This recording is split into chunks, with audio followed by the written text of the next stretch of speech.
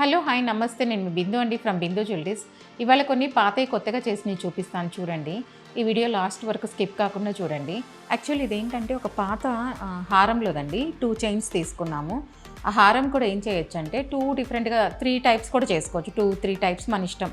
హారంలో locket separate చేసుకోవచ్చు, side chains separate చేసుకోవచ్చు.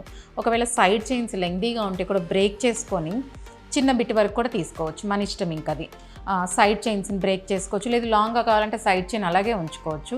ఇవి సైడ్ చైన్స్ సింపుల్గా కొంచెం వరకే బ్రేక్ చేసుకొని, అంటే తన నెక్ లెంగ్త్ ఎంత కావాలో అంతవరకు తీసుకొని మిగతాది రింగ్స్ వేసేసాము.